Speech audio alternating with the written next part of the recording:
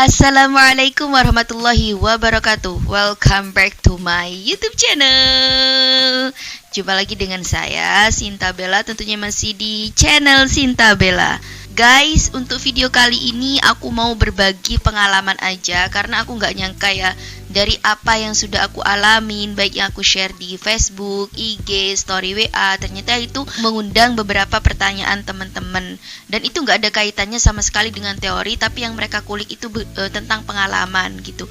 Tentang apa sih yang ingin aku bahas sama kalian? Jadi bagaimana sih kunci bisa kita tetap stay strong, stay spirit gitu, tetap semangat dalam kondisi dan keadaan apapun. Dan teman-teman, aku nilai ketika ada pertanyaan seperti itu, teman-teman tuh menilai diriku tuh orang yang selalu semangat gitu ya. Karena bahkan konyol banget.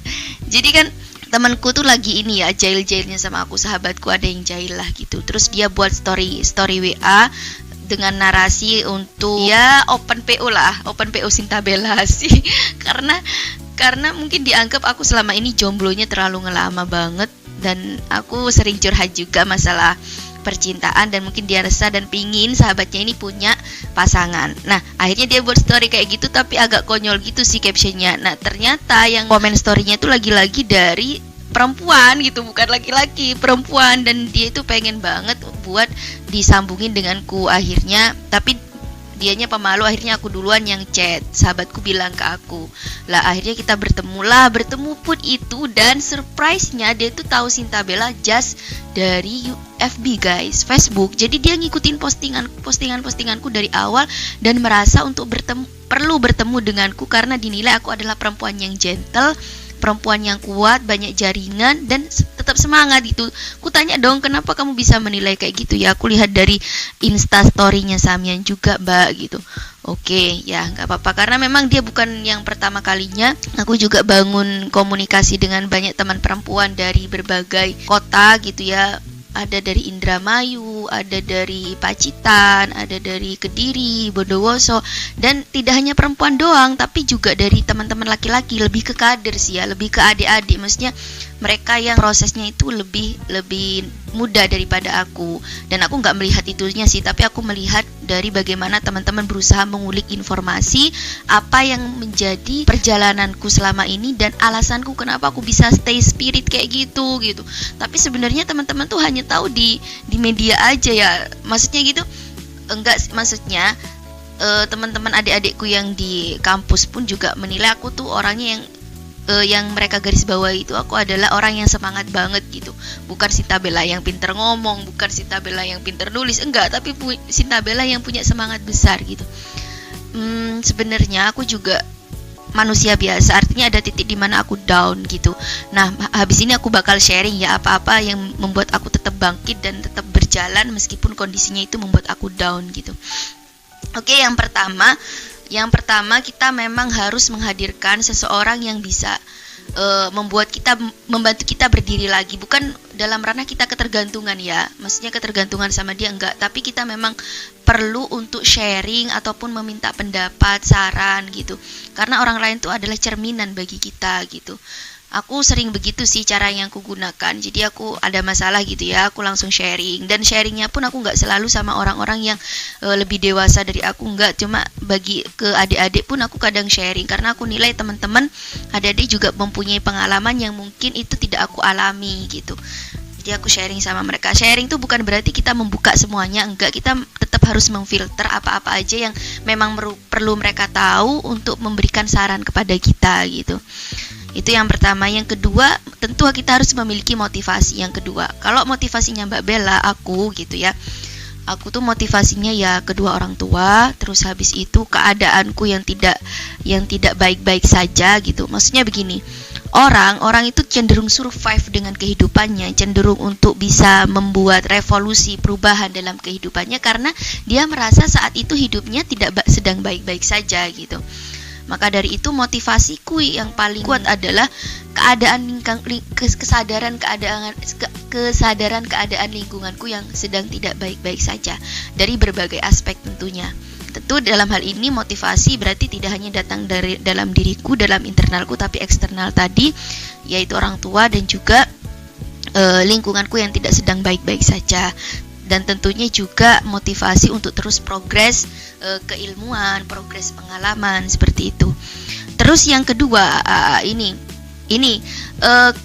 kita ibaratkan, analogikan dengan sebuah organisasi. Hidup pun itu adalah organisasi. Bagiku organisasi, meskipun tidak ada struktural ya di dalamnya, kita adalah leader satu-satunya masyarakat yang membuat hidup kita itu bakal terus berjalan atau enggak.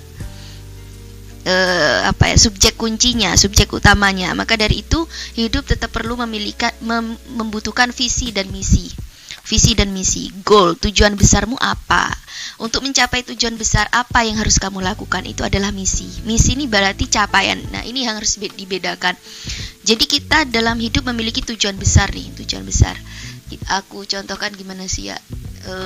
Misal kamu ingin menjadi lulusan terbaik di kampusmu, maka misi yang harus kamu lakukan apa? Berarti setiap hari harus buka tentang referensi yang berkaitan dengan fakultasmu atau jurusanmu gitu. Terus habis itu berusaha untuk memberikan yang terbaik di setiap UAS. Terus habis itu mengikuti organisasi maybe gitu. Terus habis itu membangun komunikasi yang baik dengan dosen. Nah, ini adalah misi atau capaian yang bisa kamu peroleh untuk menuju visimu, untuk menuju goalsmu menjadi lulusan terbaik. Nah, itu. Nah, tetapi kalau Mbak Bella sendiri, bagi Mbak Bella menjadi lulusan terbaik, hal yang bisa diukur dengan keduniawian itu adalah tujuan yang semu atau tujuan yang mudah mengakhiri hidup kita, mudah mengakhiri semangat kita. Maka dari itu kita harus memiliki tujuan yang referensinya nih ya, orientasinya itu adalah akhirat. Kalau ya aku nggak sok suci ataupun apa, tetapi ini memang kadang itu yang membuat aku untuk wake up kembali, berdiri kembali ketika udah berkali-kali jatuh gitu. Artinya semua yang kita lakukan dalam hidup ini adalah bagaimana kita bisa kembali atau berpulang kepada Yang Maha Kuasa dengan cara terbaik, dengan husnul khotimah gitu. Maka dari itu capaian-capaian di dunia itu adalah capaian-capaian di dunia itu adalah misi yang harus kita lakukan untuk mencapai goals atau visi akhirat. Kalau Mbak Bella begitu sih. Jadi tolak ukur bagaimana aku bisa memandang adik-adik yang sedang membutuhkan pengawalan, kemudian menulis tentang keresahan sosial gitu ya, ketimpangan sosial, ketidakadilan gitu, baik dalam konteks gender maupun lainnya. Itu ya orientasiku ingin mewujudkan suatu kehidupan yang manusiawi. Nah, ini kan orientasinya kalau memang ikhlas beramal, bertungkus lumus, yaitu insya Allah bakal meridhoi dan bakal menjanjikan sesuatu yang spesial buat kita, surprise lah nantinya gitu. Dan itu tolak ukur lagi ketika kita menjadikan orang lain sebagai tujuan dalam kehidupan kita gitu ya. Itu akan membuat kita nggak mudah menyerah gitu loh guys. Maksudku begini, ketika kita menjadikan nilai kita, tolak ukur kita sebagai tolak ukur kesuksesan diri kita. Oh, aku ingin mendapat ilmu yang banyak. Oh, aku pengen punya pengalaman yang banyak. Oh, aku pengen punya finansial yang banyak. Nah, tolak ukur kita ketika kita udah merasa nyaman dengan semuanya, ya kan? Sudah merasa udah punya uang, udah punya pengalaman, udah punya ilmu. Nah, ini udah selesai aja gitu kalau tolak ukur hanya diri pribadi, karena kita sudah sampai pada goals yang orientasinya diri pribadi gitu. Tetapi beda ketika goals yang kita bangun itu adalah berkaitan dengan orang lain, berkaitan dengan lingkungan sosial kita. Nah, itu gak bakal ada habisnya, karena perkara problematika yang ada di lingkungan sosial kita juga gak ada habisnya gitu. Misal aku contohkan, si A nih udah berpengalaman, udah dapat ilmu, udah beruang ya, yang kita perjuangkan dia untuk membuka aksesnya, untuk membuka akses keilmuan juga.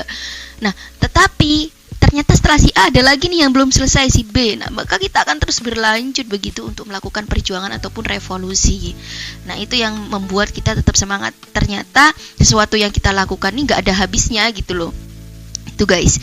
Terus yang kedua, tidak memperdulikan omongan orang lain. Nah ini beda ya, omongan yang memberikan saran, omongan yang memberikan motivasi dengan omongan yang nyinyir gitu loh. Kalau omongan nyinyir itu ya terkadang gini kan, omongan-omongan gak enak itu juga timbul karena diri kita sendiri yang salah melakukan sesuatu. Nah itu juga perlu direfleksikan. Artinya gini, ketika ada lemparan isu yang gak enak dengan kita refleksikan secara pribadi, kita minta klarifikasi dari beberapa orang terdekat kita, benarkah kita seperti itu gitu.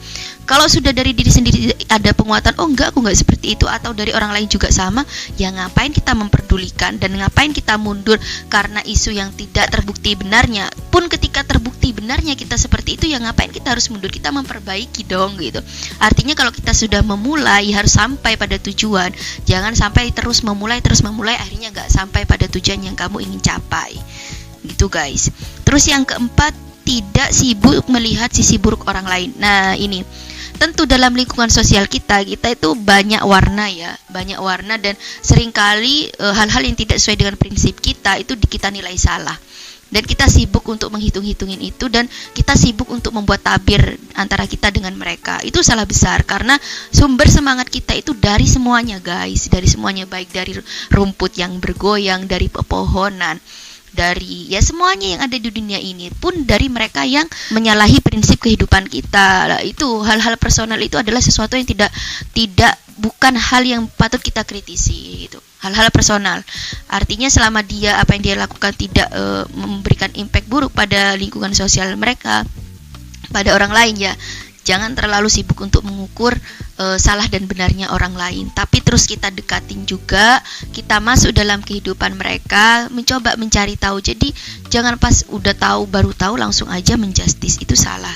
Yang selanjutnya, terus berbuat baik meskipun berkali-kali dijatuhkan. Nah ini kadang orang kan kalau sudah dilempar isu yang gak enak, disudutkan, didiskriminasi, itu cenderung sakit mental ataupun gak percaya diri, toksik lah bagi kita.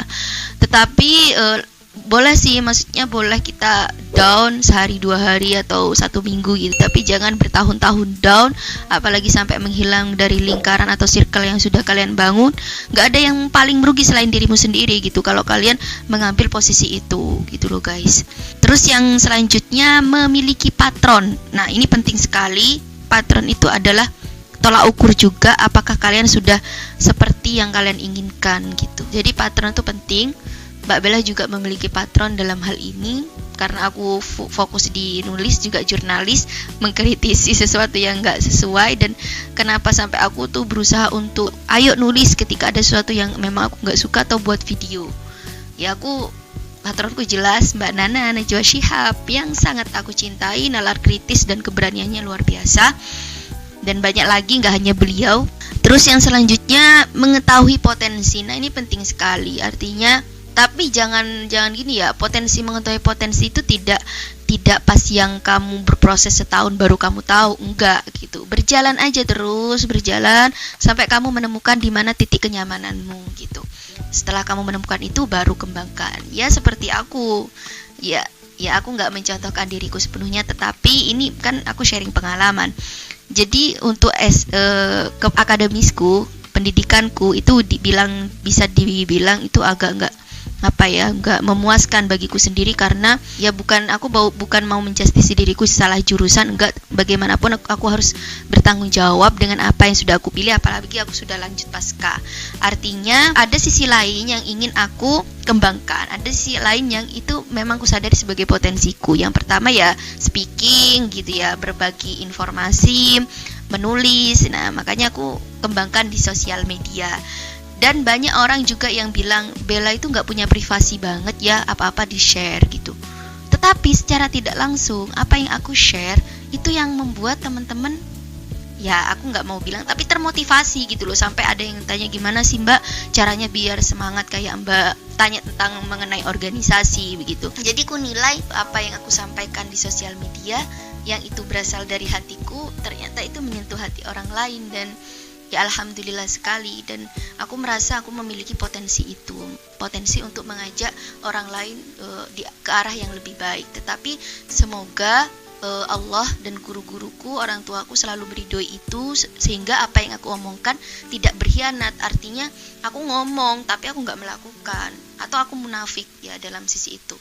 Ya semoga aku nggak seperti itu, semoga dijauhkan dari segala macam penyakit hati, sombong, hianat, iri, dengki dan sebagainya. Dan ketika pun aku berada di posisi itu, kalian temanku di sosial media, temanku di kehidupan nyata adalah orang yang berperan penting untuk mengingatkan diriku gitu. Terima kasih banyak teman-teman.